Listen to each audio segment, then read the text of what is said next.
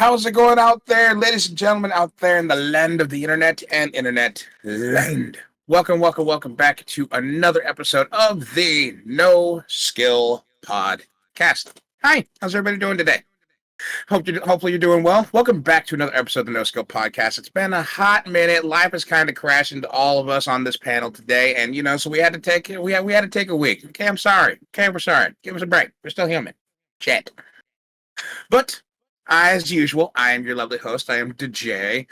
To my left, your right is Brendan. What's up? Life sucks. Moving on.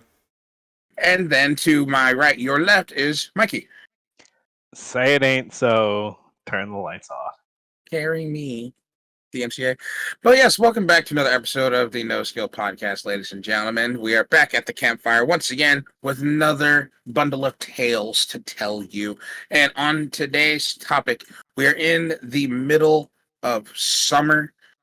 Festivities are going down. Life is happening before us. Even though it's 110 with a 97% humidity factor, and I don't want to turn off my AC that's pointed directly at me right now. Hi, how are you?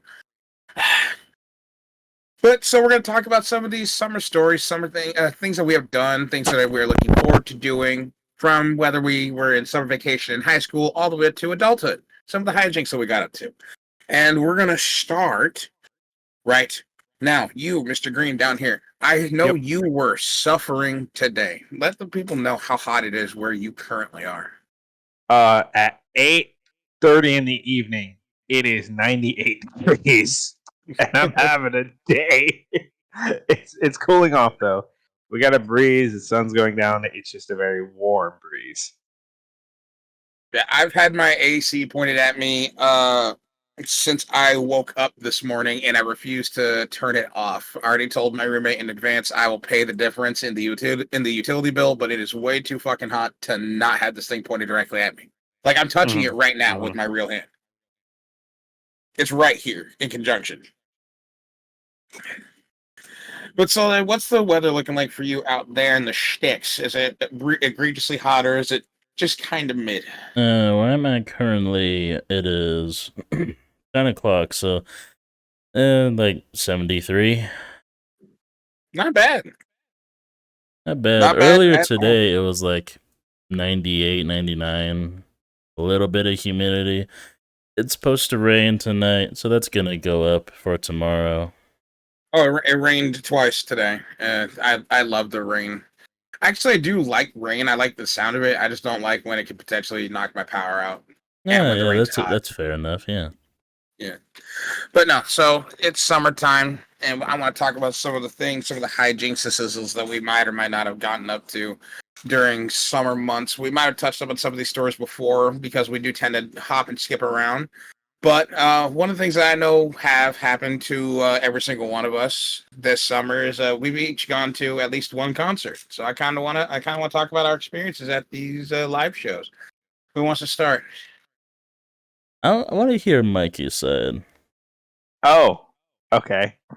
This one might have a few tangents tied along to it. Are you sure? Are we good? By all means. If it involves Tom, I'm all ears. It involves Tom Frazier and Bunny Girl Senpai. Let's go, Bunny Girl. So, Being DJ, you're blast, familiar with the Reno area, right? Yeah, I was born there.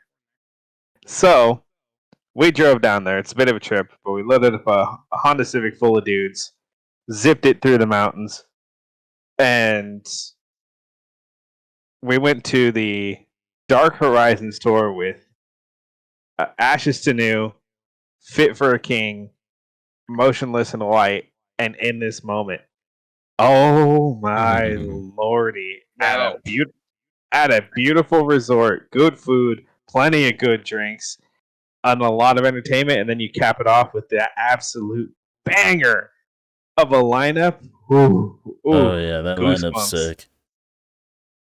All right, I have a feeling this is about to slowly turn into a music talk, so bear with us, ladies and gentlemen. This is what we do.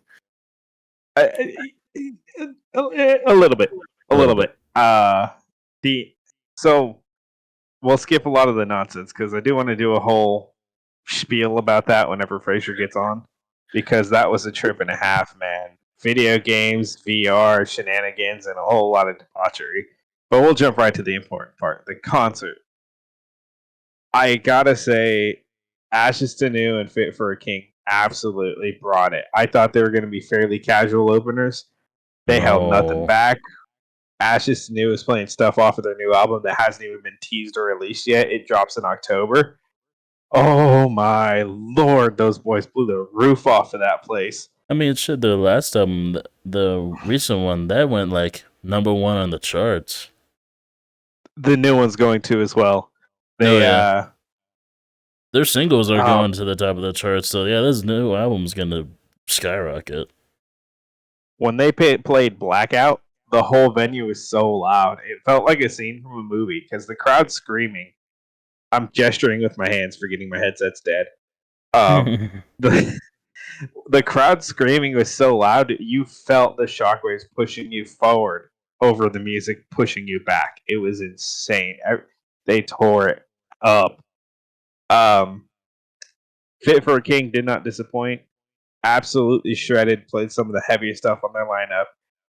Vendetta absolutely got everyone going. I thought there was about to be a riot, bro. That place was vibrating with just people losing their mind. Vendetta goes hard in a crowd, man. Yes, it does. And I felt bad because this older couple was sitting next to Fraser, and they're looking that way, and they slowly, hey, do you know who this band is and like what they sound like? We've never heard of them before.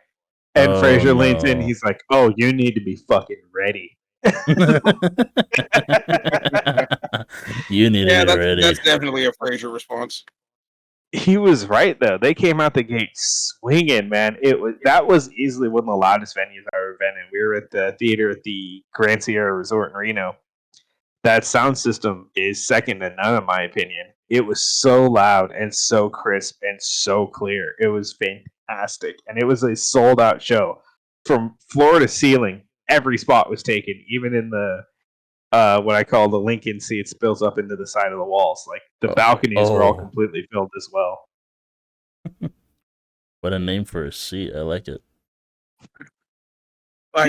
Well, real quick, I just want to back up just because, like, I know every single one of these bands, and honestly, it must have been hard to form a lineup of all these bands that could easily be headlining bands, but which ones would be willing to open? Because I'm not too familiar with From Ashes to New outside of their Quarantine Chronicle covers, which go fucking hard, by the way. But I'm not too familiar with who they are. All I've been told is they're a new age version of like new age Linkin Park. Would you say that's an accurate description, or is that kind of farce? Yes and no. I'd say their older stuff resembles them more than the newer stuff does now. Like their new stuff has such a distinct sound. Yeah, but it's definitely metalcore in sound now. Before, like with their new stuff, like we're talking about, like back with like Through It All, they did a song with Deuce back then. I don't know. Back then, they sounded more Linkin Park-ish and more on the side of like a new metal band. But now their sound distinctly sounds metalcore with a little rap added in there. Okay. And their rap goes hard. Oh yeah, that boy bars so fast. Woo! Woo! And fun fact, them and Fit for a King were both maybes on the lineup. Unfortunately, at the time of the show, like the week before, from one of the members of From Ashes to New lost a family member, and then Fit for a King's tour bus broke down. So both of them said, "Hey, we know we're supposed to be your openers, but there's a very real chance we don't make these next 3 shows." These champs made all 3 of them and played their fucking hearts out. And none of us told Fraser that his favorite band From Ashes to New was going to be there. We just let him find out once we got. That's his favorite right now. It's definitely top 3. I was about to say because I thought it was like Starset. They're up there with Starset, and I'm sure he's going to fight me on this later. From Ashes to New is better than Starset. It's no contest. I would agree with you. I do love Starset. I love Starset, but From Ashes to New is better. dude, just cleaner, more diverse, and the consistency to deliver good on every experimental thing they try. Oh yeah, their No contest. experimentals like singles they've been putting out recently have been bangers. He sees it. Oh, I've He been sees seeing it. I've been listening to them for years now. I know this band. And fun fact, just to clarify for future reference, I saw the same concert he did, but mine was different, and we'll explain to that later. But go on. So we did Ashes to New and Fit for a King. It was a joint headliners. There was two headliners technically. Yep. Motionless in White was first headliner, and I believe, and I feel really bad saying this because I am an In This Moment fan, and Miss Brink is hands down one of the most insane singers of our time, in my opinion. Yeah. Motionless stole that show. Oh, Every yeah. single song, the whole Yes. crowd knew every word and were screaming it louder than the band. Every Yes. single intro and chorus, they all knew the theatrics from if I want to paint you a picture, whatever your venue is named, enter here, and then drop into masterpiece to the closer of, all right, everyone, we've enjoyed our stay, and we remember we will always be eternally yours. Yep, And then every time. Every time that is the last one, and I love it. That's like the equivalent of like Dragon Force always playing through the fire and flames last. That's your signature sign off. And it's a good one though. And then there's the now signature song of "When I Say One Mutilation, You Say Under God." I got chills, Yeah. I got chills. Dude. And I've quickly fallen in love with Motionless. I haven't been listening to them as long as these guys have, but that's the one hard part about like when you are the underclassing band compared to In This Moment, just because they've been here longer. Oh yeah. And I not for none, even though I would absolutely love to see Motionless in White as the actual closing headliner, there's no shot you like on paper you can put Motionless above In This Moment to another like metal critic and make it make sense, all because they're gonna say In This Moment's been around longer. Well, yes, and there's a little more to it than that, because In This Moment did pave the way for Motionless specifically and a lot of other bands. So they have that prestige, and I'm not going to take that away from them. But they're very inspirational for Butcher Babies. Oh, for sure. And they're also a very theatrical band live. That's what I was going to do. That's one of my critiques of In This Moment. I think In This Moment is great. Maria Brink, you're still, like, to me, one of the hottest women in metal, but the last time I saw you live, it seemed like you were doing a costume change in between every single song. She did. And I was just like, okay, come on, the pit's dying. Let's roll with the show. That's the thing, though. You can't really pit to In This Moment. There's long transitions between the songs. Some of the songs have a very flowy rhythm, and there's not like any real room to pop. They have a very unique and different style, and with the lineup they had, I think they should have had somebody like Primus or somebody open for them, and that might be a hot take. Oh my god, fucking Primus or Rush. No, not Rush. I'd take Rush. I'd watch a Rush in This Moment show. But I'm weird. Oh, Coheed and Cambria. Oh my god, I've seen them live opening for Slipknot. That's an odd. That's an odd lineup. Dude, Slipknot always does that, where they bring somebody whom you would not expect to see them with. Like I saw it was Trivium, then Coheed, and then Slipknot. And then when I went to go see them at Knotfest, it was Behemoth, Gojira, Volbeat, Slipknot. Yeah, Volbeat, Gojira, and Behemoth usually as a trio package. Yeah, and I haven't seen Behemoth in time. Like I think the last time I saw Behemoth live was I want to say I was like a junior or a senior in high school. It was Behemoth, Dimmu Borgir, and Cradle of Filth. I think. Yeah, when I saw them at Knotfest, it was Fever 505, then Fever 303. Fever 303, Trivium, Lamb of God, Tech 9, Gojira, Suicide Boys, Megadeth, then Slipknot. But you also got to remember, you saw them in the homeland of Slipknot, Oh so they yeah, brought on that everyone. lineup was stacked. Fuck the city ordinance. We run this town. That they had to have 2 stages to fit it in one day because it went from like 9 to like 1 in the morning, and in between stages, one was getting set up while one stage has a band actively on there, and I'm like, yeah, this is awesome. But having to move between 2 different stages sucks because, of course, they had the barrier in between them, so you had to walk around. By the way, good luck getting anywhere close to the stage, and you have to leave to go to another one. Exactly. That sounds like So, weak talk so from that's both of you. so, Aftershock, 5 days, 4 stages, not a fuck to give, rail every time. Well, I have to give a little bit of precaution because hold on, immersion break, audience members. Okay, hold your britches. Okay, hold your britches. But I am actually not a girl. I am a very tall, bulky, lanky man, and I try to be a little bit more respectful when I go to shows. Unless I'm gonna go pit, I don't want to keep pushing my way forward because I'm 6'5". I already know there's a group of people pissed off that I'm standing in front of them, and I don't want to piss off more by going forward more. So I try to be a little bit more. So I try to be a little bit more considerate. no, I'll move your ass.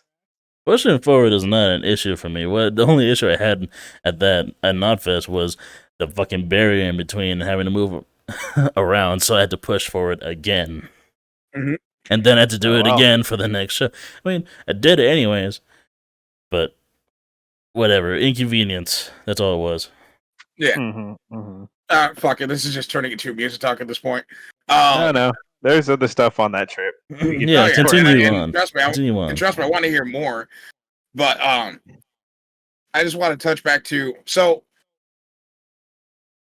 let's just say let's take in this moment out of out of the list, and you have Motionless being the closing headliner. Who would you want to be their co-headliner? Like, what band would you think would be a good fit to perform under Motionless after Fit for a King? Oh, the fans and the band would probably hate each other. Hollywood Undead. Yeah. Wow. Yeah, I can see that'd that. be a fun night. I was thinking. Here's what I was thinking: the dream lineup, right there. If it was just between 3 bands, opener, and then the 2 last bands, Bad Omens, Hollywood Undead, Motionless in White. Oh. Yeah, I had to say I put Bad Omens above Hollywood.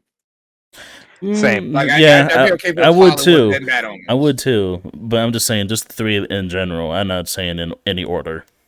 Okay. Because that would be a killer lineup. Speaking of Hollywood Undead, though, I did just buy Hollywood Undead tickets because they're opening for Tech 9. Yeah, I want to go to that one too. They're coming here as well. And then on my birthday, Fit for a King is playing with Devil Wears Prada. Interesting. And I plan on going to that one because that's gonna be a gnarly show. I've seen Devil Wears Prada once with We Came as Romans. Oh, I bet that was a sick show. I caught them with Carnifex. I left so sore, and I still had to go see A Day to Remember the next day. I saw Fit for a King when they were touring with Motionless, Black Veil Brides, and Ice Nine Kills. That's another band I really want to see, but I keep missing up the opportunity to go see them. Who? INK. Oh, dude, you gotta at least see them once. They're a good show. Oh, I plan on it. Like, I'm a Spencer Charnas stan. Hell yeah, man. Actually, boys, before I forget, Motionless announced a tour like 3 days ago, and I feel like you should know about it. So, Motionless is big headliner, followed by Knocked Loose, After the Burial, and Alpha Wolf. Bro, all you needed to tell me was Knocked Loose. So the other 2 are a big bonus, but Knocked Loose and Motionless, I already want in. I want to see Slaughterhouse with both singers. I have already, but I want to see it again. Especially if Knocked Loose is performing, that means you get to have the special guest sing his part for Slaughterhouse. Yeah. Because damn well they will bring his ass on stage. Will. I want to hear that gravelly rip the teeth from your mouth. Because this last one, Motionless, just brought out the singer for Fit for a King to do it, which he did a really good job. Right. But so then let's go. Let's cut back to the debacle, the debauchery, and any other D word that means what the fuck happened on this trip. So I'll do the highlights because Fraser and I want to do a tavern talk for the full trip because we were gone for 2 days, 2 whole days, and man, it felt like a week. Everyone just was vibing and feeling so good by the end of it. We felt 10 pounds lighter, just coasted all the way home. And I want to be there for that tavern talk so I can sit and just listen intently like a good little girl. We invite conversation because it was fun, dude. I've been giving y'all the middle finger. I'm so sorry. Hi. Actually, another thing where I would have to be in the background anyway, but continue. Let's do another full ass. It'll be a 4-person tavern talking where everyone's just shooting shit, having a drink. That one we have to make sure that Fraser doesn't drag on. We have to cut it at 45 minutes. Yeah, so at that point, it would have to be a podcast in itself. Because you and I hit an hour on our tavern talk talking about work stories. If you haven't seen it, go watch it. Okay, love you. Anyway. Anyway, so the highlights. First things first, we get there. We immediately start partying a little bit. Everyone's a little tipsy, off kilter, and buzzed for lack of words. So we come back into the hotel because we stepped out. Everything's expensive in the hotel. You go a block down the street, a lot cheaper. So we come back into the hotel through a different entrance, and we see a VR experience center. And having setups like this, even at the moment, I have full body. I have haptic feedback. I have some mods. I have a really good processor and CPU and all this bullshit. Bro, that room was next level. They had 3 sections. They had Cookie Cutter, where you play Beat Saber and Star Wars. They had their custom indexes with like some really high-end custom FPSs that you can't buy on the regular marketplace. They are made for this place specifically. And then they have the big boy stuff. And the big boy stuff is a hollowed out mock Indy car that you put an index on, you have a haptic vest on, and you have haptic feedback steering wheel, haptic feedback brakes and gas pedal. And if you know how to drive stick, they have a clutch option for you so you can shift through the gears. The most legit racing sim I've ever seen. We didn't get a chance to do that one because obviously there was a line. You have to book appointments for when you show up. And that one, we just didn't have time for it because we were going to do the concert. We did have time, and by some grace of God, I'm a Far Cry stan. I don't care what anybody says. I think the series is great. Oh, don't tell me you played that Far Cry 1. Dude, they had the Far Cry 3 dive into insanity. Damn. I want to try that one day. I'm so faded, I can barely walk straight. No exaggeration, I was stumbling. And it was 2 p.m, and Mando walks up, grabs me by my shoulder, and said, "We're going in, bitch. I'm buying." And we get in. We did the most intense VR I've ever been in. Hands down. I've done some top of the line shit. This blew everything else out of the water. And we could get into that more on our episode because it was teams of 4. It was me and Fraser, or teams of 2. It was me and Fraser, and then Bunny Girl and Mando. And Mando's so loud, I can hear him through the noise-canceling headphones on the other side of this gym-sized room. Yeah, it sounds about right. Yeah. It's just quietly in the distance, I hear, "Bitch! Bunny Girl, suppressing fire! God damn it!" Bunny Girl, suppressing fire! God damn it! So, at that point, I was already living my best life, and it's not even 3 p.m. Actually, it was earlier. We were trashed by 1 o'clock because that's when the check-in for the hotel was. So we did that.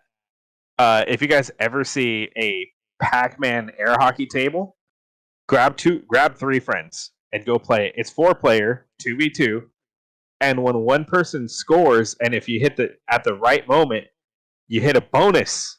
And what the bonus does is drop 32 smaller air hockey pucks on the board. And they're all different colors, and since they're smaller, they're all moving crazy fast. And it devolves into pure anarchy. It is the funniest shit to see in the world. There were families crowding around us to watch because our drunk asses were just sending pucks at each other 90 miles an hour. Oh hell yeah! Dude. That is fucking sick. Oh man, if anybody ever sees that machine, it's $1.08 or $1.50 to play for 4 players. The greatest thing I've ever seen. Hell yeah! We did that. We finally got our room. Went up, hung out, cooled off, had some fun, explored the hotel a little bit, grabbed some lunch. We did not gamble at all. Actually, Bunny Girl did, but he was on mushrooms, so he lost everything to nobody's surprise. We gave him, and then he disappeared at one point after he lost his like $30-$40, whatever it was, and he's like, "Hey, I'm gonna go get a pizza. What do you guys want?" We're like, what's the pricing? We got to kick in. I'll be back. An hour later, he reappears with a whole ass pizza. I don't even know how he found us. We went to the bar because we got tired of waiting for him. You probably just knew, like, they're not here where I left him. Alcoholics, they're probably at the bar. I mean, that's where I would probably check. Dude, we did all that. We did the concert. We had a lot of laughs. We did some hardcore gaming because I took my little portable with us.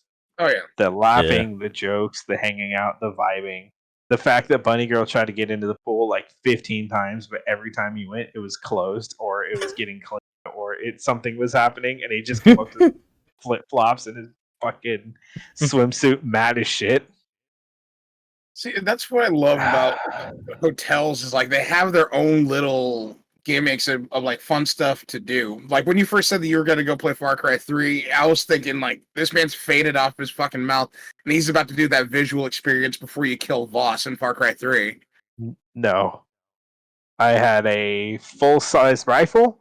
I had an index. I had noise-canceling headphones. And I was so far out of my own reality due to a little bit of liqueur, I was firmly believing Voss was trying to stab me. And I was like, that's a fire. Like there was. And then Fraser, also being drunk, found out there was a crossbow option. So he's headshotting people yelling, "I'm the Witcher, motherfucker." And hear the staff snickering off in the distance because they can see everything we're doing. Of course, he'd say that. I'm the Witcher, motherfucker. I mean, I was more upset he was accurate with the crossbow because I was dumping mags downrange with the Kalashnikov, barely getting any hits. Well, then again, when you're suppressing fire, your job isn't to hit shit. Your job is to scare the shit out of the shit. Oh, dude, we packed so much into that trip. Because, like you said, they have their own entertainment ecosystem. They had a movie theater where, since you're in the hotel already, tickets and popcorn are $5 each. Yep. And they had brand new movies. They had the Mario movie, the whatever Guardians of the Galaxy. There was pizza parlors, bars. What was the other really ridiculous? Oh, the big sky coaster you wanted to go on. Yeah. They had go-karts. I opted not to do that one because it's 3-car guys and Mando. That was going to end fucking badly. Yeah. 3-car guys plus Mando, sprinkle on, faded off of their fucking tits. Mm-hmm. So maybe not the best idea, but it would have been a good story to tell. Like, which one of you flipped the cart? And don't lie, we know one of you did. Oh, 100%. I would have said Mando.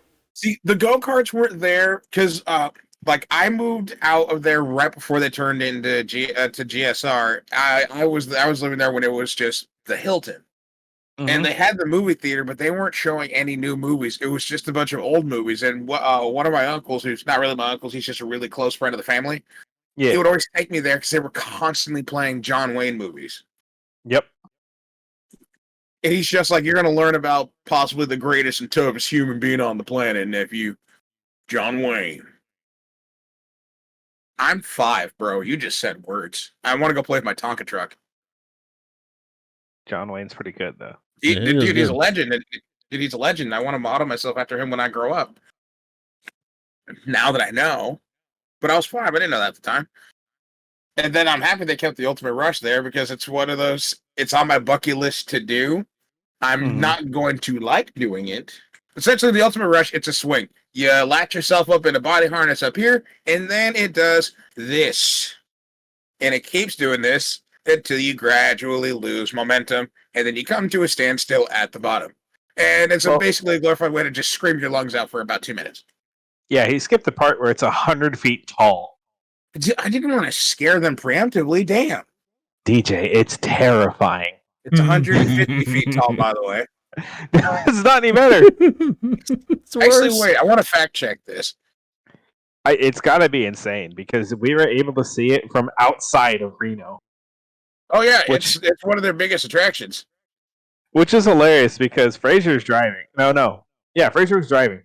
And he literally asked, "Oh, man, there's the whole strip. You said our hotel's off the strip.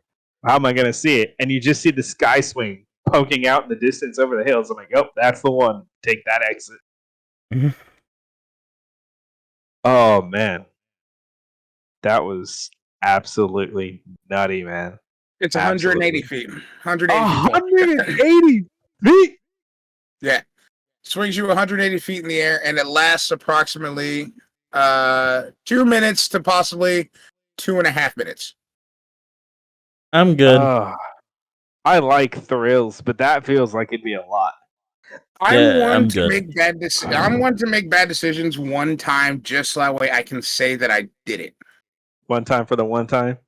Yeah, hence why I've been skydiving once, never again. Hence why I've been bungee jumping once, never again. I've watched way too many of those videos of like the rope snapping. DJ, a core memory just struck me. Oh shit! That's why he gasped. Well, sorry, yeah. On this trip, we were looking for the bowling alley because we didn't know where it was. It was in the hotel. So we're on our way. We think we find it. And we find out there's a business convention of like...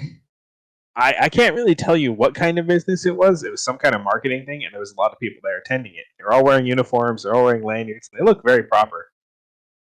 Frasier, Bunny Girl, Mando, and myself all simultaneously start doing a bit. They were acting like we're part of the convention and asking everybody what time the after party orgy is and what we should bring. To random strangers, straight faced as shit, of all ages. There was an old lady who definitely say something about oh my god, something about getting their oil checked, which is slang around here for getting a finger up the ass. Yep. Yeah. See, I wouldn't have a problem asking somebody that completely stone-faced, but I would crack after like 2 seconds. Oh no, we kept that bit going for like 15, 20 minutes. Absolute shitters. Where's the after-sales orgy? And do we need to bring anything? Nachos?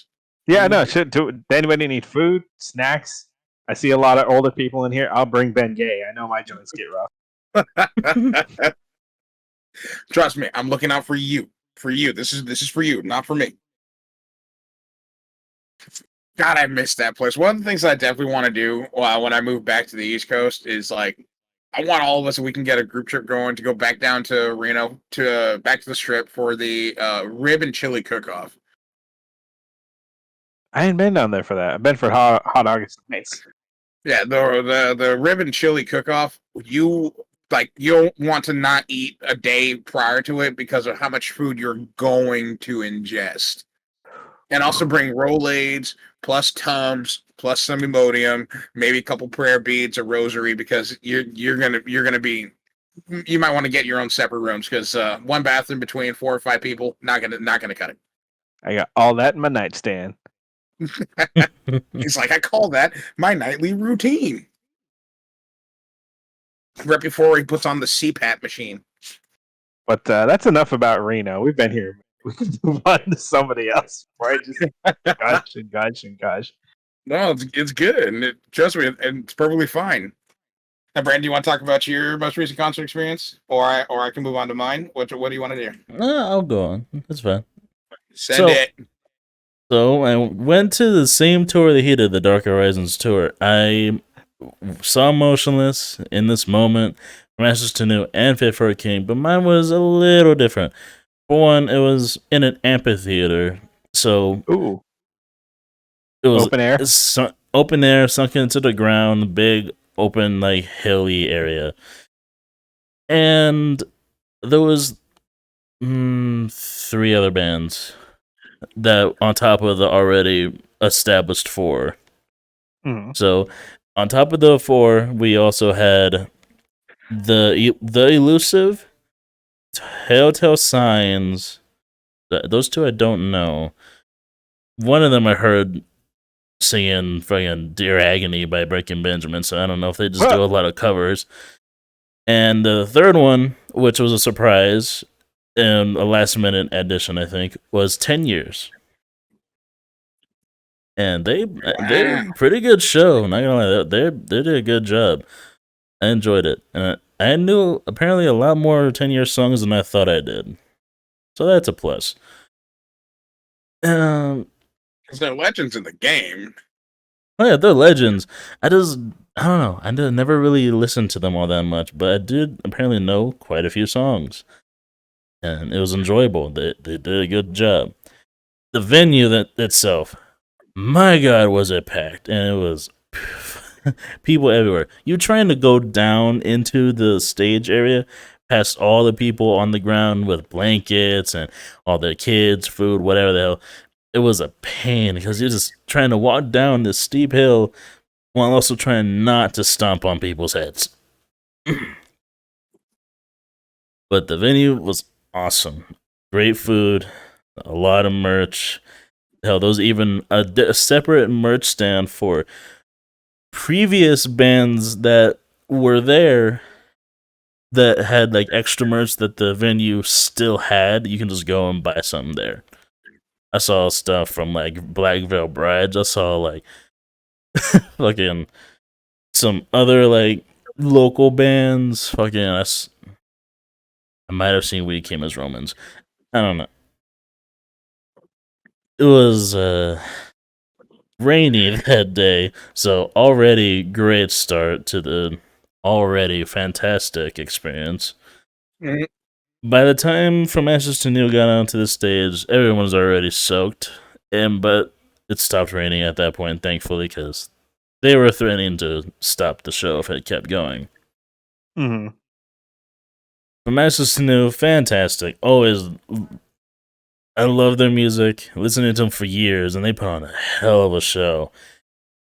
Damn, everyone was pumped for those guys, man. My God. Absolute madhouse in the crowd. Mm-hmm. And I feel like I'm just talking into a void. What's up, guys? No, I'm listening to what you're saying. No, You're like I'm happy that you were like enthralled with what was going on, because that's what the beautiful thing about going to concerts, especially during the summertime, is like the crowd is just different, because now everybody's like cooler, they're calmer, you got your shorts on, and you're not nearly as miserable, because wintertime concerts, even though I will go, are not nearly as fun as summertime concerts. We can agree to that. Yeah. So continue. Depends. Talk about it. It depends. I'm gonna make a quick counter argument to that, because there's nothing quite like seeing Amon Amarth when you're freezing to the point where your body's fighting for survival. And Twilight of the Thunder God or Embrace the Endless Ocean just hits different. They're also Scandinavian. That's their homeland. Exactly. It fits. It's so good. Okay, so there's a caveat. I don't know. I'm a sucker for ambiance. I feel like that's just so perfect. Well, so continue, Brandon. Like your experience with this place. No, man. Fucking Mikey's right though. Ambiance is a lot, and the stormy, like rainy ambiance is kind of added to the whole. It's rainy, we're cold, and there's a mosh pit right over there. I'm gonna go in there and heat myself up with some good thrashing. Dude, there's some. Have you ever come out of a concert where you were wet and you're steaming all of it off? Yes. Yes. Dude, that's such a feeling. That is some anime shit right there. I think that happened to me at the Day Remember concert, because it was raining then too. But between Bad Omens, Beartooth, and A Day to Remember, and those mosh pits, God, it was raining and cold, but I was freaking hot, bro. I was steaming. Mm-hmm. And it's my friend pointed it out, and he's like, "Bro, I can see the steam coming off your body. Your body is through the roof right now." Yep. Oh yeah, it's fucking wild, bro. I threw my shirt off leaving a San Francisco venue one time. Literally like a cloud following me around. Shit was hilarious. In the dead of like fall, when it's cool air, at like 1 a.m, going down the highway at like 90 miles per hour, had the window open, full, just blasting air at me. Probably the whole way there back home. There's something about it, man. Feels great. Feels relieving afterwards. Body is destroyed, but relieving. I have a question. After a show like that, you've got your cool air coming to hit you. Is it me, or is it always just fucking quiet on the drive home? It is. I literally have to put on some music just so there's some sound, because everyone is just dead tired, dead quiet. So Mando didn't believe me until we went to see Ghost and a Monomarth last week, and it was like a 2-hour drive, 2-hour plus drive home. We talked for maybe 6 minutes on that drive, and what we talked about was, "See, it's eerily quiet, isn't it, dumbass?" Because at that point, the whole mission for going there and trekking out there has been completed. You're mentally your mental is completely cached. So it's like, all right, we're gonna take this opportunity to just recoup at least a little bit, enough to function to walk inside. You're literally in low power mode. Yeah, and on top of it, battery saver. And on top of it, if you're anything like me and the friend that I usually go with, you're screaming your ass off. So by the time the freaking concert is dead and gone, and you're in the car going home, your throat is absolutely exhausted. And you have no words to say. Nothing. Oh yeah, dude. It was Ghost and Amon Amarth. We knew the words to every song for both sets. We were just screaming for like 3 hours. Yeah, that's the most of the concerts I've been to. The exact same story, except for this last one. I don't know any in this moment. The one song I know is "Whore." That's the most popular song right now. It is a good ender. I still love their early shit of like "Beautiful Tragedy" and "Prayers." I got onto them very early on. I remember when Maria Brent graced the cover of Inked magazine. And I'm like, oh, alternative chicks. Yes. Oh yeah, and so from Ashes to New, great, amazing. Oh shit, and Fame on Fire was also there. That's another band. So yeah, that was like four other bands on top of the four. So Fame on Fire. They are the cover band.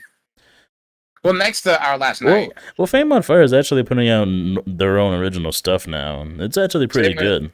Same with Our Last Night, but I know they started getting big because of their covers. Yeah, dude, exactly. That Black Beatles covers, next level. Rage Drummer. So sorry. Fame on Fire was good, and then From Ashes to New came out. They put on a great show. Everyone loved it. I knew every one of the songs, so naturally I was screaming my fucking ass off. Then, right after that, Fit for a King. Absolute madhouse. People were like, all right, that was...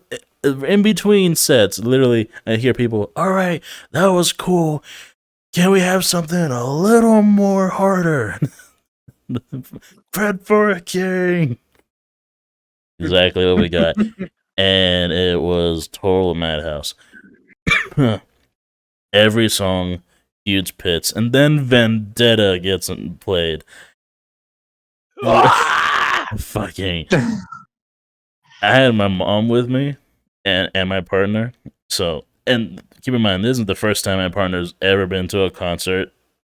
And good pick, bud. Way to ease him into it. Oh yeah, ease him in, yeah. And he's a country guy. What the fuck is your problem? He said to be fair, you want to go to a metal show? To be fair, he said he wanted to go. So I bought him tickets. Well, dude, that's when you just go. I'd like, listen, you're all about Alan Jackson and all that. Are you sure? Because this Hey. I'm going to take you from country roads to gnarly. I think I'm having an influence on him because every once in a while I'll catch him on Discord listening to like Bad Omens, Hollywood Undead, and then recently after the concert I've been catching him listening to Motionless in White. We're winning him over. So I'm converting him to rock and metal. So plus. It's good music. I mean, I still hate the stigma of like, oh, rock, like metal music is devil music. Like, I don't know. It just goes hard. No, he does always listen to his country most of his life, so it's kind of understandable. Hey, he can listen to metal country, Five Finger Death Punch. I flinched a little bit. I think my neighbor heard me. What the fuck? I was about to piggyback off because there was one band that was literal country metal, but I don't think they're around anymore. They were literally called Alabama Thunder Pussy. What? Yeah. What a name! Yeah, Alabama Thunder Pussy. They were on, for those that remember the show, they were on Headbangers Ball all the fucking time. Oh, wow. And then also there's now they were a little bit harder now, but now Mushroom Head, they're kind of country rock now. Really? Some of their newer stuff, dude, or at least the stuff before they stopped, it had like a little bit of a twang to it. Not nearly as hard as when, say, the song 1200 came out. Trust me, I was taking it back too. All right then. Yeah, so if you have a chance, if they're still around, try and look up Alabama Thunder Pussy if you can find them. Yeah. I'm looking right now. They reformed in 2022. They came back. They took a break in 2008 and they reformed in 2022. Damn. Over a decade later? Damn. That's you don't hear that very often. Hey, so our Headbangers Ball money ran out. Get back together? Yeah, why not? They're fucking touring right now. You're what? They're touring right now. I wonder if they're coming anywhere near me. That'd be sick. I'll go. I'll let you know.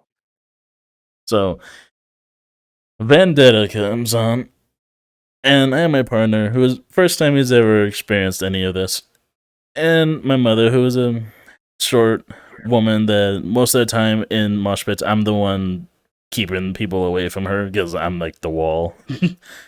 So, they're touring Germany. Mother. Oh, Germany! Sorry. Damn. Sorry. Sucks, bud. So I was like, all right. I heard Vendetta come on, and I'm like, you know what? Now's a good time to go into the mosh pit. Hey, Monkey, you want to go up to the railing? And so we got up to the railing, and my partner's there too.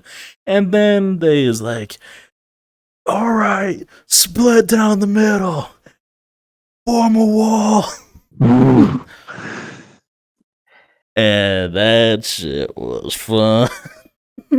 Literally, in Reno, when the line, "This is my vendetta" dropped, the fucking building was shaking. I can't imagine in a venue big enough for have to listen to this song. It's Vendetta by Fit for a King?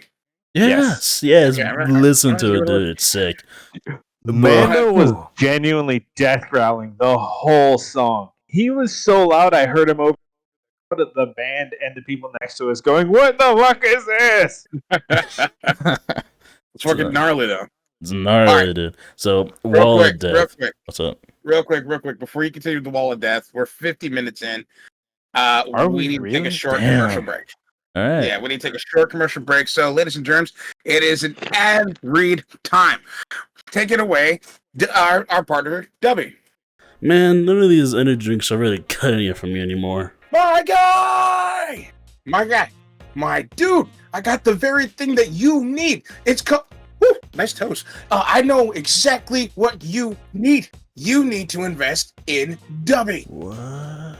Dubby.gg. Head on over to Dubby.gg right now and use code NSE for 10% off your total order. My guy, you'll be doing the world a favor. Well, I mean, it sounds great and all, but does it work? Does it work? Does a bear turn in the woods? Do pigeons fly? Of course it works. Gamers have returned to Dubby to get all the clutch plays. Order now. Hey, everybody out there on the internet. No Skill Mike here to invite you personally to our No Skill Discord server. In the description below, in the link tree, easy access to all the fun, music, and other entertaining things we share and interact with the community on every single day. So, hopefully, I'll see you there or somewhere out here in this big, wonderful world. Welcome back. Welcome back. It is us, the No Skill Boys. Thank you for listening to that little bit of an ad read. And once again, thank you to Dubby for hanging out with us. You are lovely. You are wonderful. And I truly hope that you wake up each morning filled with energy and no eye crusties. Now, back to the matter at hand. What was supposed to be summertime stories has turned into concert stories. Bear with us. They're really fun and we go to them. So this man was just going on about this wall of death that he was about to partake in, and I want to hear about it. So continue about this wall of death. Oh, well, I wasn't gonna. It's not like anything crazy. It's just a wall of death. So I'm like, Okay. Everyone gets to the railing, and as soon as it goes off, like, I abandoned a boom. Those bodies. Fucking, I don't really remember much because being in that shit, it's so fast. All I felt was impact. So it's funny you say it that way because when you try to explain the concept of a wall of death to a regular person, they look at you like you're fucking crazy. Yeah. But once you do it, you're like, all right, this is just quick and very theatrical, contained violence. You're in it for about 30, 40 seconds. Yeah. Pit goes back to normal, and you're good. It's a really fast thing, but it's like the impact. It is explosive. It's explosive. And when I told my partner, I was like, all right, you should get back. He's calling for a wall of death. He's like, what's that? I'm like, you'll fucking find out. Just get behind me, man. You're about to see. You're yelling at him like it's a fucking war movie and you're holding your helmet. You're going to want to stand clear of the blasto. Yeah, and I didn't want him being a part of that for his first time, especially since he is significantly smaller than me. So I'm like, just stay back. I get it. We did that shit to Frazier because his dumbass was right on top of the crowd, and we hear Bad Omens take the stage. First song, everyone in this fucking building, split the room. And I'm like, oh shit, Frazier, 3 big steps back. And him being him, I can't be that bad. And he sees it was dethroned, wasn't wide. It was dethroned, wasn't it? Hedonist. Oh, heathen. Oh, yeah. Okay.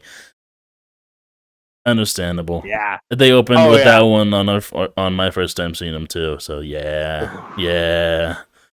Dude, that's Bad Omens once again. The first time I saw you live, we missed almost half your stage set, all because my friends and I were ignorant and we're drinking in the parking lot, and we firmly believed opening bands aren't good bands, and so I just want to say sorry. We severely underestimated you. And you even heard us talking about Bad Omens prior to that.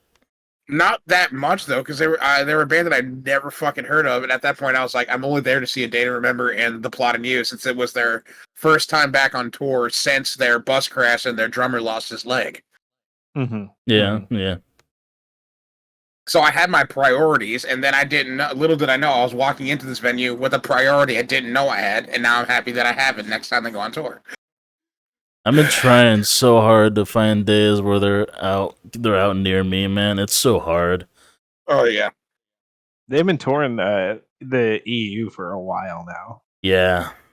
Then whenever they were out here, they were either a little too far from my budget or the tickets themselves were a little too much.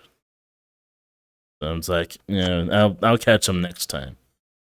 That's what happened. The only time tickets are expensive is if it's like a legendary band that's performing at either one of the football arenas or they're playing at one of the biggest festivals in New England called Boston Calling, in which case it's 50,000 people and 2 stages, and you have to get there 3 in the morning the day before if you want to get somewhere remotely close to the front of one of the stages, and don't plan on leaving. Yeah, the last time they came around here, it was like some sort of special event. It wasn't like a tour thing. It was just like a a special setup event that I was like, I would have gone to because there was like Lamb of God, Bad Omens, Gojira was there as well, but in lead headliner, and this is the reason why I didn't get tickets because of this headliner, Metallica. Oh Metallica, yeah, dude, drives up the Metallica. prices. Oh yeah, 100%. Prices through the roof. I'm like, yeah, no, I'm good. I'll wait. I will say this much though: if you can't afford it, Metallica is just one of those bands of you just need to see them one time, just so you can get like knock that off of the bucket list. Sure, if I could afford it. Yeah. For what you're paying, there's way better bands to see. Way better. I've been trying to get a hold of another Wage War band around here, concert around here, but they've been. I think they're in Australia right now. Yeah, they're way out there. Yeah, they're nowhere near us right now. Got Godsmack and I Prevail coming this way though, and I want to get tickets for that. Everybody, we ain't doing an encore. I got backstage seats to go see some motherfucking Godsmack. Fucking Action Bronson. He's a real fan right there, bro. He could have played an encore, and he said, "Nope, we're gonna go see Godsmack in my slippers and my t-shirt. I'm a performer." Yeah. All right. And then never mind. I was about to say, it's crazy that you guys were talking about how most places would have like In This Moment as a last act. They were not for me. Wow, really? Yeah, Motionless in White was the last ones. Maybe they learned. Maybe because funny enough, my concert was technically one of the concerts that Fit for a King and Motionless in White were probably not going to be at because of what happened. Mm-hmm. And they ended up being there. So that was sick. I got to see them. But In This Moment was the second to last one. They might have been doing what's called a swing tour where they basically take turns co-headlining. And, close headlining. I mean, that's totally fine with me. Having Motionless in White as a last act was all I wanted. Yes. That right there is deal breaker for me. Mm-hmm. They stole the show. First song, everyone was saying everything, just like Mikey. I'm gonna guess scoring the end of the world. Yes. Chris walked out at the end of the song and said, "Well, that was scoring the end of the world, but I guess you fucking knew that already." Because everyone sang the whole thing. Yeah, exactly. It was the same fucking story. At one point, because it was so hot and humid, Chris was like, "Man, I don't know how the fuck you guys stayed out here this long. It's so goddamn hot." And everyone's like, "Take your shirt off." He's like, "Yo, they tell us to take our shirts off." He looks at I forget the name, the bass player that also does singing. He's like, "Hey, yo, you want to take your shirt off?" And he's like, teases it a bit, about to, but he's like, "Nah, I'm good." Because it took forever to get those clothes on, and so it's gonna take forever to take them off too. They're pretty intricate. Man. But hey, kudos to them. Chris came out there with a fucking hoodie, black pants, and a long sleeve shirt under that. So good for him. I wouldn't have. That was too much for that heat. It rained, but it didn't help at all. If anything, it made the humidity worse. Yeah, because now you have water on the ground. Exactly. Dude, I'm glad I didn't see Eternally Yours in the Rain. I would have went full emo bitch. I would have been crying, all emotional and shit. Oh, dude, I was would have been a train wreck. Oh yeah, me and my partner were arm in arm for that one. I was holding him close, but yeah, that dude, So every song was basically the crowd reciting the entire thing because. Dude, Motionless, it's hard not to meet a Motionless in White fan that hasn't heard everything because they're that type of band to where once you start hearing their stuff, you want to hear more. because Oh they're just yeah, so fucking good. especially with the way some of their albums, like "Scoring the End of the World" is a perfect example because every song rolls into each other. There's Yeah. no breaks in it, and I was really bummed when they played the live set. They did "Sign of Life," but they didn't do "Cause of Death." That one kind of hurt a Oh, little bit, but yeah. they write their whole album. They write whole albums like that super well, and once you get in, you're hooked. You're Yeah. stuck in the loop. Again, hell, even a song that's a little more on the dancier side of metal, like Werewolf, that one still bumped with the crowd. That was everyone was vibing to that one. Fucking Mando and Frazier went so hard on Werewolf. They went so hard on Werewolf. How do you go hard on Werewolf? They were just screaming top of their lungs. Okay, Same with Bunny Girl. He was getting into it. I mean, Oh, fair enough. Shit, I think out of all the acts, I exhausted my voice the most with Motionless in White. Every song I was singing, every lyric, screaming my fucking ass off. same. It was funny waking up in the hotel room full of groggy dudes because everyone was afraid to talk. We were all afraid to see who was going to be completely fucked for the next 48 hours.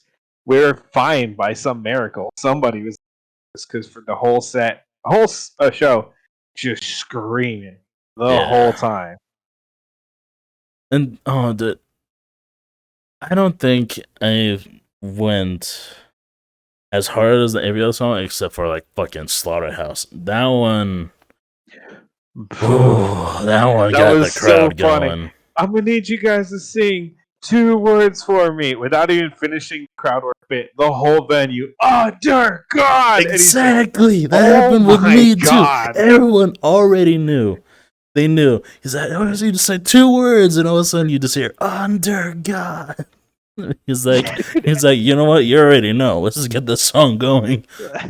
He said, "God damn, Reno, you may be the smallest big town in the world, or whatever their stupid slogan is. You are the loudest little Biggest town little in this city. fucking world." What's up, D? It's the biggest little city. Biggest little city. Okay, that's what it was. So, yeah, you the fucking loudest little city, and we just rolled right into that shit. I need to see that with fucking Brian on the vocals as It's well. I so need to. good. I mean, the Fit for a King singer was great, but seeing Brian the first time I ever saw Motionless in White live, and I see him just appear out of fucking nowhere, and I'm just like, yes, it's so good. See, they seen all that live. One of the best moments ever because one, unexpected. Two, it's essentially just bringing the actual song into a live concert because you got both the singers there, and it was so fucking good. Someday. That's on my bucket list. Metallica by a good margin.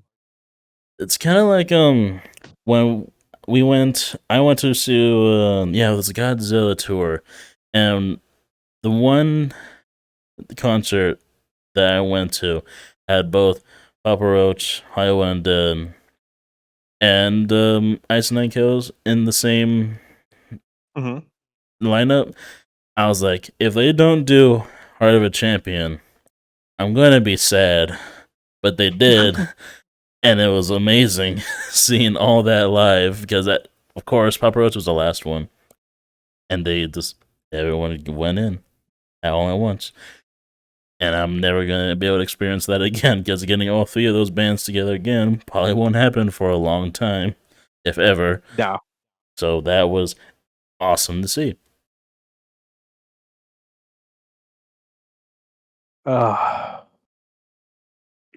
I think we've kicked enough of that dead horse. Yeah. Yeah, I don't even think I'll be able to actually go into my story to a death because we got like 15, maybe 20 minutes left. No, we got like 30. So Like real quick, one of the festivals that I'm definitely looking forward to. This is going towards the end of the summer. It's this thing in New England called the New England Metal and Hardcore Festival. Uh, this festival looks like it's going to be sick because the Friday's lineup, though good, not nearly as good as Saturday. Difference. There's 4 bands on Friday, about 30 on Saturday. What? So yeah, so What Friday a ratio. is Make Them Suffer, North Lane, Amity Affliction, and Parkway Drive. Oh my fucking Oh my god! God. That is such a good lineup. What the Yeah. fuck? Oh, I'm And jealous then- now. And then Saturday, these are just the openers. Some of them I've heard of, some of them I haven't heard of, some of them I'm actually a fan of. I'll graze through the list. These are just the opening bands that I don't want to say aren't the ones that aren't looking forward to, but let's just say there's some huge bands coming to Falling. So we have Undeath, Travel Gaze, Ringworm, the Swiss version of Paleface. They're actually coming over here.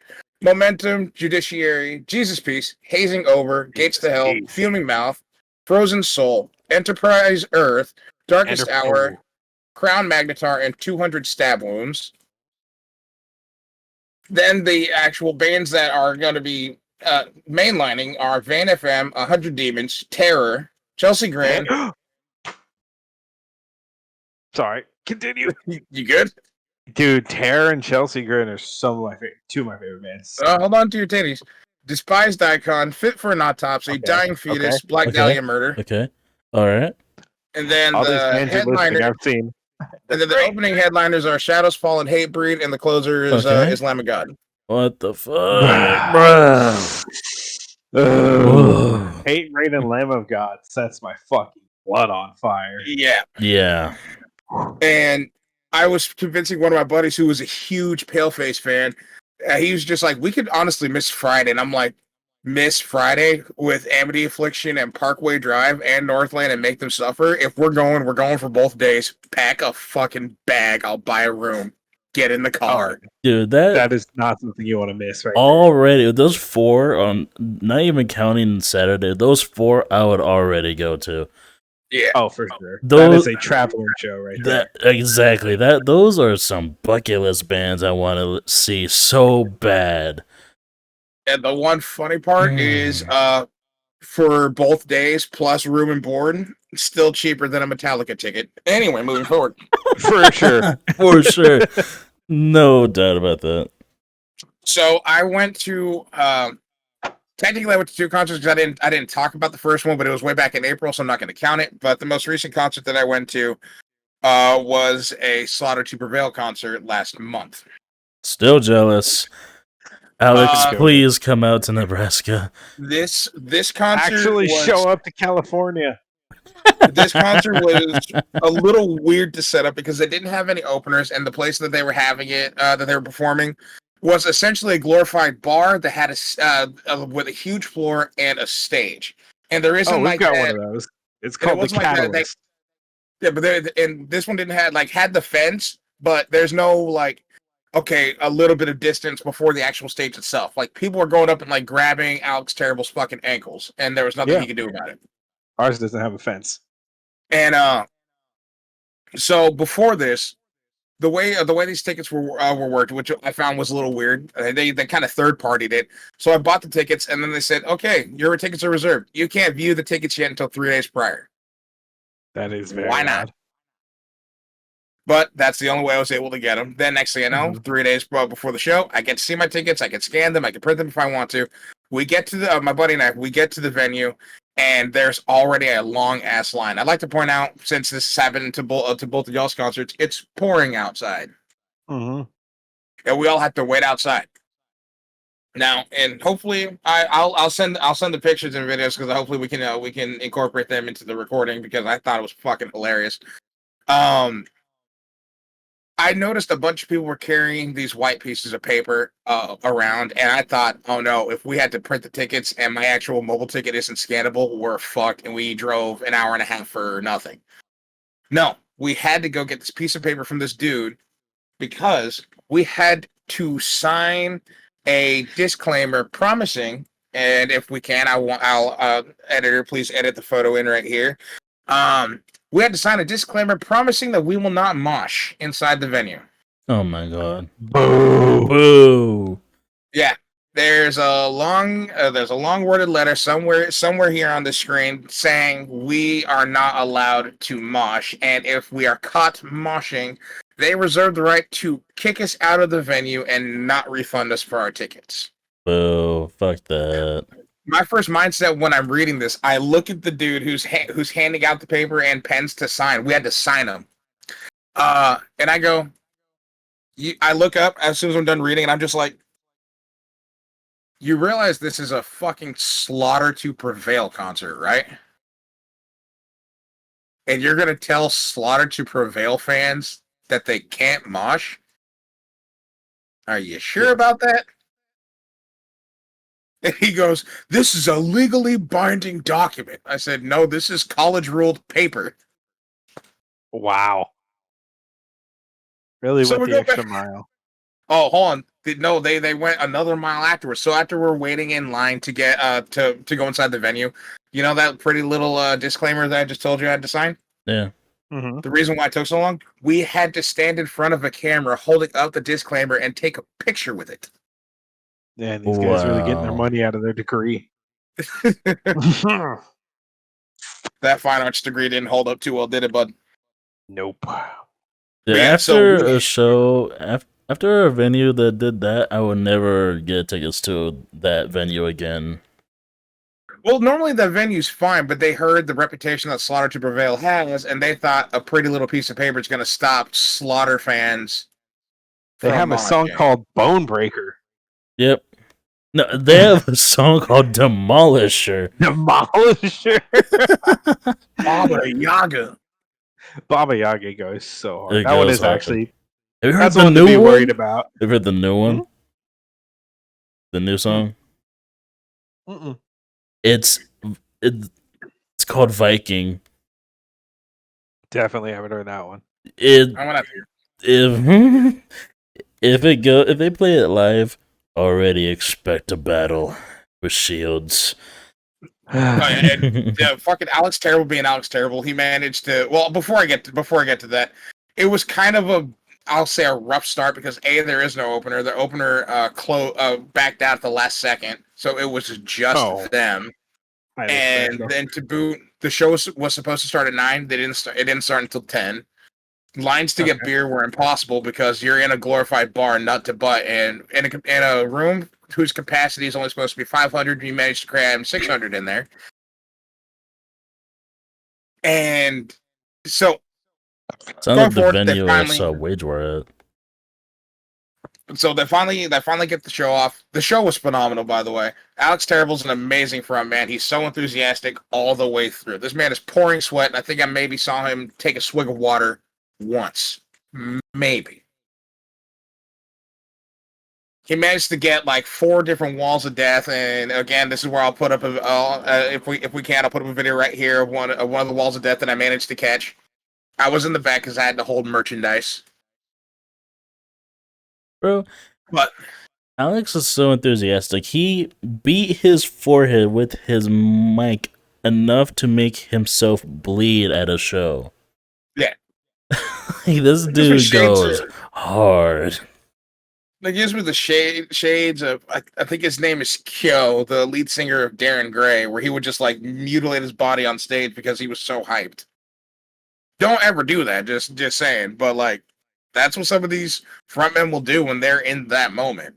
Mm-hmm. And he was doing the same thing. He was hitting himself in the head with his microphone. He was walking around beating on his chest.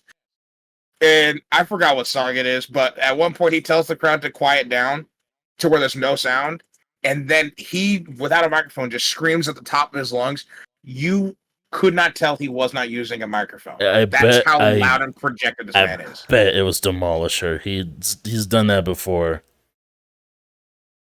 I want to bet it's Demolisher.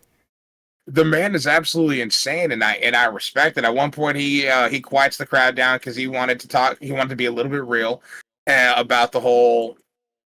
We're not a drama channel, but the shit that's going on in the world between 2 particular countries, if you know, you know. Yeah. And And so I'm like, dude, he's actually getting like emotional and opening up about this and talking to us about it. And it made me see him in, I don't want to say like a different light, but it made him seem more approachable and personable. Like all of a sudden you have a crowd of 600 people that are wanting to stand in single file line and give this man a hug. Mm-hmm. Yep. And then he goes back to telling us to split this shit. Split this shit. For like the fourth wall of death in a row. It's funny enough you mentioned that whole silent car ride back.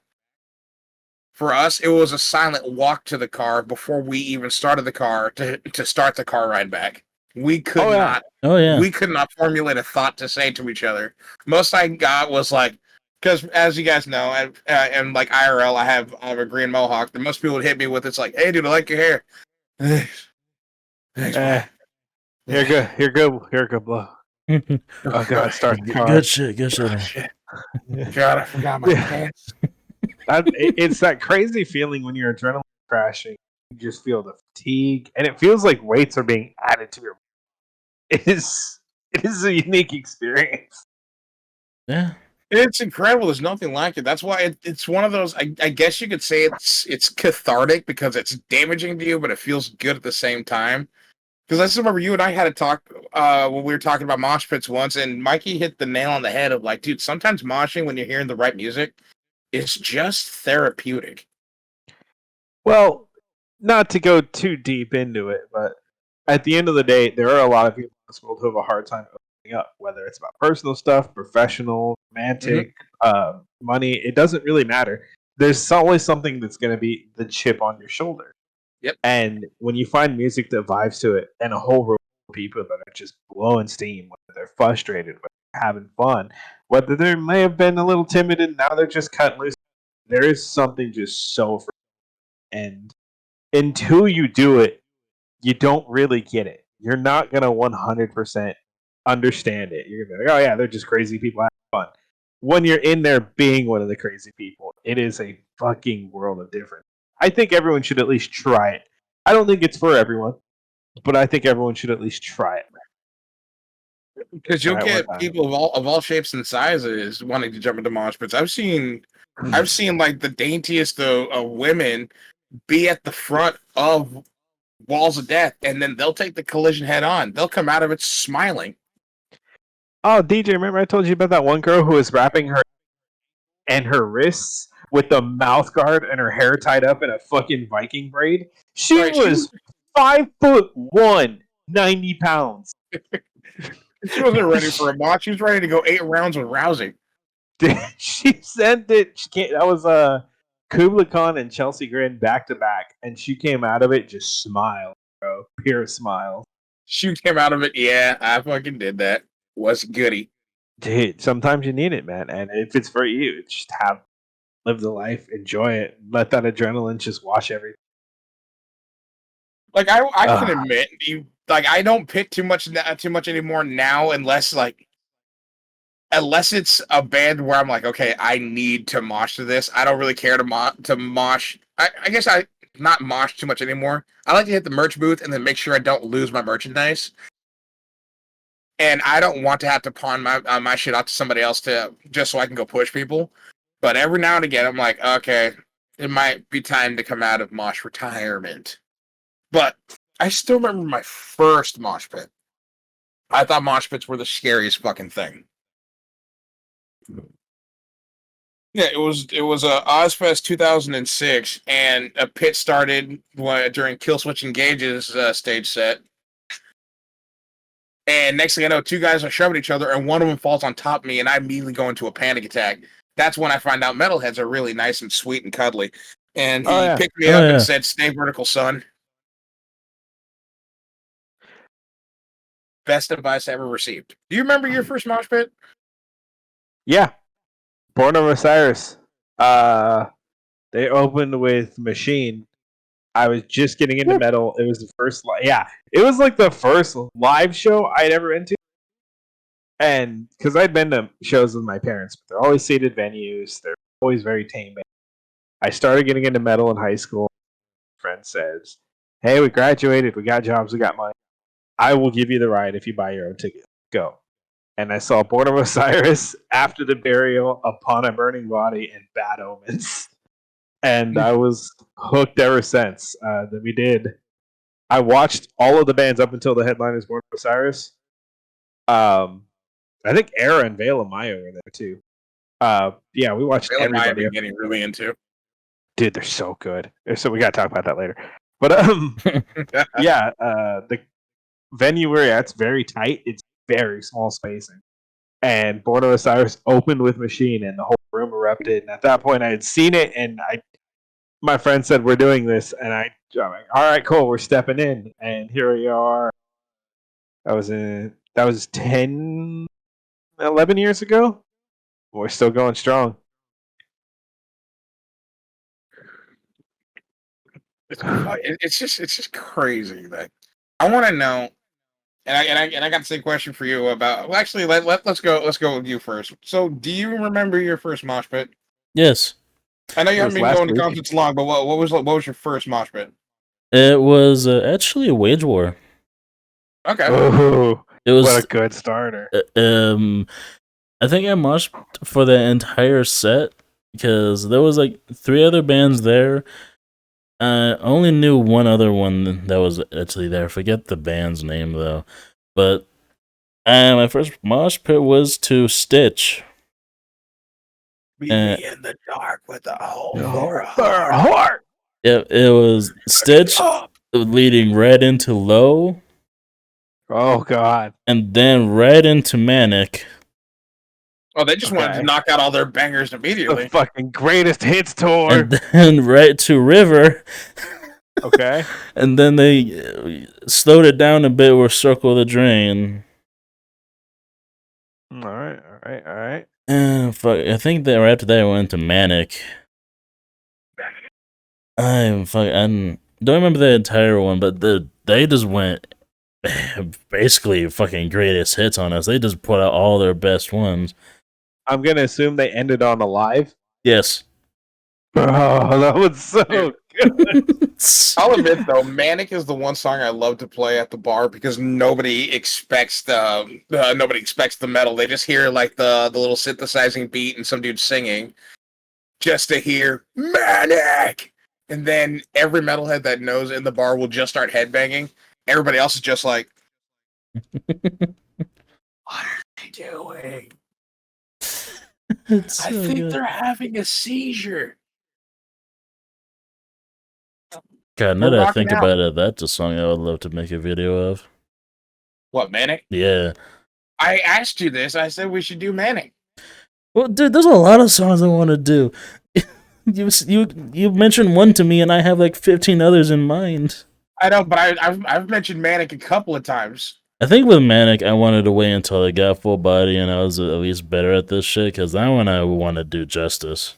Same with like... That does actually sound familiar. I think we've had this conversation. Yeah, we've had this conversation. It's just like I want to do Another Life, Emotionless, or Thoughts and Prayers. But I will help anything for Motionless and White. Let me know where and where, baby. Because I want to do Another Life, I want to do Thoughts and Prayers. I was trying to maybe think about Eternally Yours, but I'm not too sold on that one. That would be difficult. I'll help. We can't all touchy-feely for Eternally Yours. I want to do Disguised. They'll make eye contact and it won't be weird. Disguised is also a good one that we could try. I wanted with Another Life though. I wanted to try and incorporate the dance scene, that they have in that music video. Oh yeah, but that one we would have to choreography with that choreograph. One. Yeah, because VR trying to dance in VR is kind of difficult, especially when you don't feel the body in front of you. Just like Oh yeah, we're guessing where each other's hips and shoulders are. Basically. You just have to wear a haptic vest, and then when it starts vibrating, yep, you got it. That's the thing, though. Avatars have to be haptic to work, and that still only helps one of us. Yeah, I know. And the Hematora is also not the greatest with range of motion. Trust me, range of motion is fine. Actually, we gotta test it. I just got an update. It had quality of life improvements and performance. But let's not get ahead of ourselves. We need to get back to topic. That's for topics outside of recording or future plans. Yeah, because we Do probably just gave masterpiece. everybody the ability to steal our ideas. Fuck 'em, But no, nobody so watches that's this. why. Not like anybody wants to do this shit. We already get a lot of hate comments for doing this shit anyway. So Suck my green balls. Suck it. counter offer, eat my ass. But no, so go back to like moshing. One of the questions, well, I guess not questions, but curiosities I've always had is like, I always want to know, or at least have, like place myself in that moment of time of when moshing got started. Like, who was the first dude that basically said, "I feel it. I need to shove this person"? Like, has that ever crossed your mind when it comes to moshing? Like, moshing Not started because one guy particularly. just shoved somebody. Not really, no. Because and follow me on this crazy train of thought here. Music universally has the power of people. Whether you're two-stepping, whether you're breakdancing, whether you're chanting along with it, whether you're bobbing. I feel like with something as raw and expressive as metal, moshing was kind of a natural evolution of it because it's loud, it's in your face, it's aggressive, it's trying to, especially in the early days, it was angst about a lot of the shittier. Go all the way. Oh, I see a finger. Uh-huh. What's up, Brandon? No, nothing. I was just. Oh, I saw a finger. Oh, I only saw the one, so I'm like, oh, he's about to say something. Nah, just throwing it up. And especially with metalheads, we already have many ways to express how we're feeling in rock music. It's called headbanging, especially when you like strike that low power stance and you're going from top to floor without your brain rattling. But that's why I've always just been curious. I think about weird stuff in my free time, so bear with me, audience. But that's why I always thought to myself, like, at what point did moshing get started? Who looked at either a random stranger or his buddy and said, "I need to shove him," and then everybody just got the same message and said, "We need to shove each other." That's why I'm like, how could this get started? That must have been a hard concept to start. Like, I'm going to push you, you're going to push me, I'm going to push him, he's going to push him, and then we're going to push each other.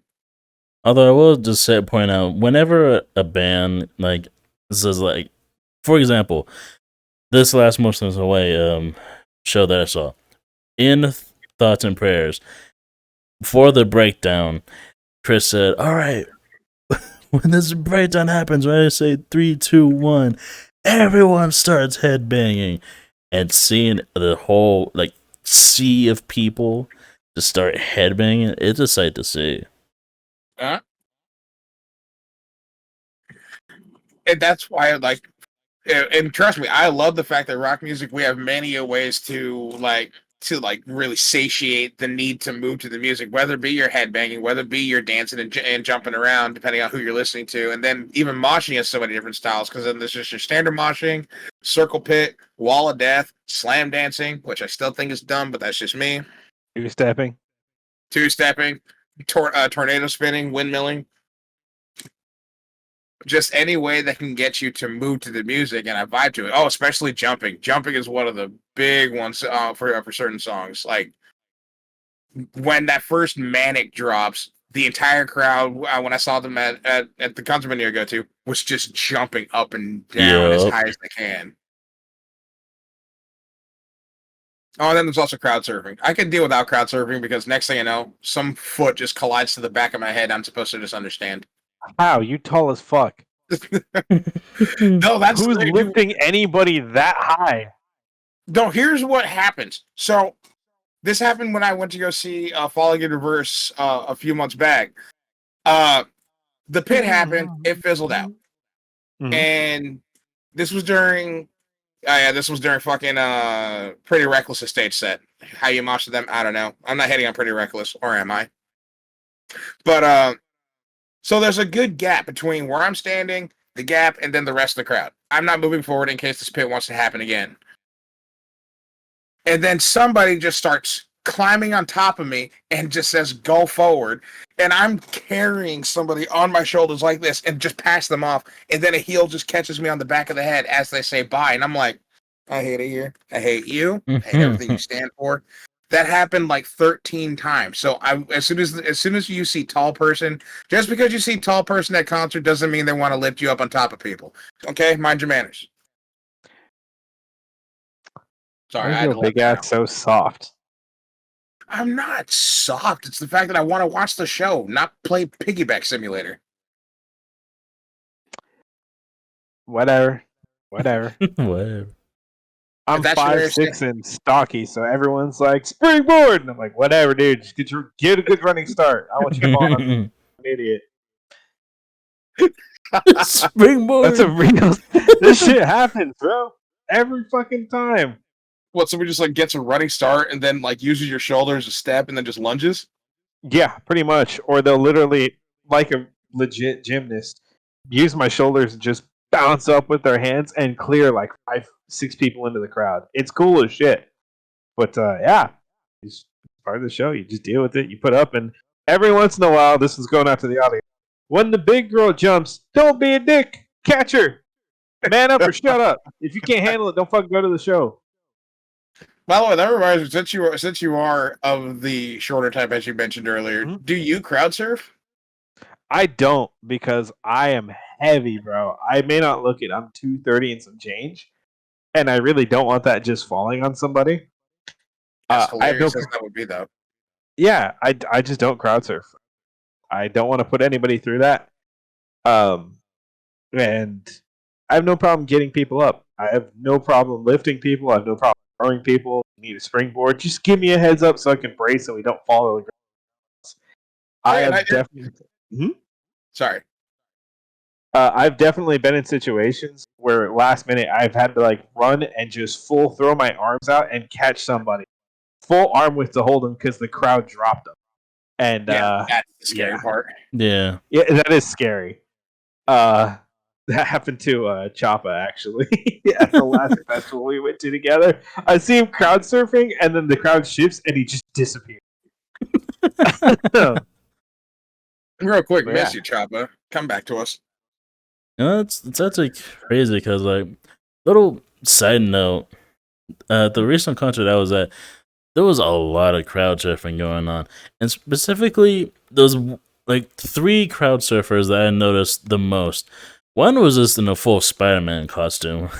Yep, and even the singers acknowledged that. All right, and also we're welcome today by Spider-Man. Say hello, buddy. And we had a dude in like one of those those T-Rex like costumes. Yep, the but it's that, but it's a unicorn. Oh, dope. And another dude that was in full pup gear. If you know what that is, then good for you. Anyways, I didn't help. I didn't help with that, guys. Get your man in check. I didn't help with that guy's crowd surfing escapades.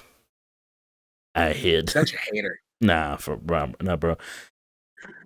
I don't trust the people in public gear, bro. Most of them don't shower. Anyways, moving on. But no. Hold on. What was I saying before this? Oh yeah, crowd surfing. So I think the only reason why it annoys me, with crowd surfing, again, I don't mind picking somebody up and sending them. It's the fact that when it happens, and now I've missed 2 or 3 songs because I'm too busy dealing with the queue of people wanting to go above and over the crowd's heads. Like, I'm sitting here wanting to jump and mosh and bang out to the songs, and I'm sitting here having to just sit back and lift people up. Now I'm missing the show. That's the Start annoying moshing. part. Doesn't work. Start moshing harder. Everyone who wants to crowd surf definitely doesn't want to get kicked in the face by a 6'7" man. At one point, I tried to break away from the mosh, and then as I go to enter the mosh pit, this girl just jumps up onto my shoulders and climbs onto me. And she just goes, "Mosh!" And I'm like, that's kind of racist, but okay. TJ quietly mumbles, "Huh, that did something." Huh, didn't know I was into that. The more you know. You learned something new about myself today. Phone number in pocket. Thank you for this learning experience, madam. Do you take cash or card? Call me later. Call me later. Hold I'll buy us dinners. How do you like Macca's? Bro, after a show, that McDonald's Sprite really do be hitting different. Yo, we actually hit McDonald's when we were leaving Slaughter to Prevail. Every single restaurant was closed, and then we see the Golden Arches sign on, and we went, "Oh, There. Like Jurassic Park. There. Bro, I I'm not gonna lie, we go to the wish drive-thru. I wish those restaurants were open around here around that time, because I swear at every concert now they're all closed by 11. So by the time we get out, everything's closed. Dude, Yeah, because you live in Skinwalker territory and they don't want to staff. Thankfully, our saving grace, we found a gas station that had a Wendy's attached to it, so that was still open. Give me them Wendy's nuggets. That's exactly what I had. Bro, so good. Wendy's so nuggets. And a Dr. Pepper. Dr. Pepper. Dude, we pulled up to that drive-thru of the Macca's, and we hear welcome to McDonald's. How can I help you? Before my buddy can lean out to order, I just cover his mouth. I'm just like, shut up, move. Can I get 2 20 pieces, extra barbecue sauce, 3 bacon McDoubles with extra bacon, 2 large fries, and 2 Diet Cokes? I'm watching my figure. What are y'all gonna have? Wait, that's all for you, Deej? Yeah, fuck you guys. Fuck you guys. This is a me moment. I'm fucking hangry. I feel that. I feel that, man. I came out of Slayer just sweating. I felt lighter. My hands were shaking. Like, I'm dangerously low on calories right now. We need to do something. I'm dangerously low on calories and on calcium. It's like that Rick and Morty's moment where he puts his hands up. Look at my fucking hands, Morty. I'm fucking shaking. I was not in control of any of it. 100% that moment. Dude. Actually, that was Guar. I was so exhausted coming out of Guar. My insides cramped up and I was keeled over. I bet. I bet, bro. There's nothing like after concert calorie intake. Oh, it's the fucking Dude, that's why one of the tips and tricks I always tell people, if you can, when you're coming out of a concert, especially you're immediately driving home and you're not staying in the area, have some form of carb things like crackers, and then also have Gatorade, because your electrolytes are going to be dangerously low, and that's what's going to make you pass out if you don't replenish. I take Cliff Bars. I'm ready. He's just like, dude, I got the Cliffs inside the car. Open up the door. Let's go. Oh yeah, dude, Cliff Bars in the backup water. You know, the big tall boy waters. Oh, dude. Yeah. So nice. And we kept every time we come home from festivals, my buddy will just pop his trunk, and then he just has sitting on ice bottles of like Aquafina, Dasani, or whatever the fuck bougie water you want to drink, Evian, or Voss. And he goes, take your pick and drink up and shut up, or you're not leaving here. We're not leaving here until that bottle is gone. Yes, Dad. Shit. Let's take my Aquafina and go over here in the corner. And then we saw one of my buddies reaching for the Evian, and we started judging him heavily. No, you bougie bitch, Evan? I thought so. Sorry. I don't make the rules. You know, my friends don't have that hostility. We have one guy eating nuggets in the back of the car, groaning. What? Oh, eating nuggets in the back of the car. And he's groaning, oh, Wendy, say dirty things to me. Whoa. Oh, Wendy, you red-haired bitch thing. No, Wendy. Oh, Wendy. Slut first. Oh, you hit the right spot, Wendy. I wish this was a bit. No, it's a lot like that. It is a lot like that, audience. Because that post-concert food, the PCF, that shit hits different. I don't even care if the fries are old and unsalted. It tastes different when you come from a show. Oh, dude, it's so good. Oh yeah, every time. This conversation's got me like excited and worried about Aftershock. I'm like mentally preparing. It's months away. Just getting everything in place. It's months away, and I am still hoping that I'll somehow manage to get the money needed to go out there. It's not look like I'll be able to because the next time I get on a plane flight to the West Coast, it's going to be permanently. Well, yeah, you've got shit going on. Yeah, sadly, I'm going to miss it. Yeah. But, I'll be there in Hey. thought. Your situation's There's always next understandable. But I think it is about that time. It's about that time. It is about that time. It's about that time. Audience, you're familiar with that time. It is also known as... It is outro time! Whew, we made it. We have done it. We're supposed to talk about summer stories, and instead we start talking about concerts and the best blast we've ever heard. It's all happened in the summer. Yes. Yeah. That's true. This did all take place during summer, so it counts. Okay. If we didn't get off topic, we just added a topic to the topic. Yeah, it's called post-concert food. Yeah, so ladies and gentlemen, we've made it to the end of another No Skill podcast. Thank you very much for hanging out with us. As per usual, we're going to go down the line and get some last closing thoughts, statements, arguments, concerns from the boys. Starting with you, Big and Blue, and Black and White. Well, thanks for pointing out the color palette. Anyways. Oh, no. We're the colorblind people. He's blue, black, and white. Just saying, okay? Okay. Right. Anyways. Man, he's throwing me off so much. This summer has been great.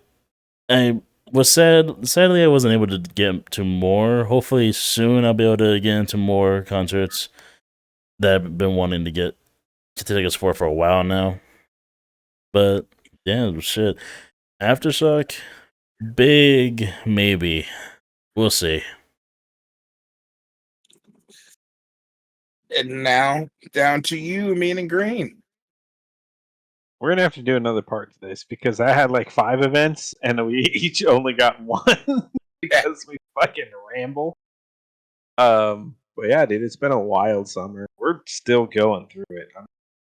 I'm doing a current status check. It's still 90 degrees now, 10 o'clock at night.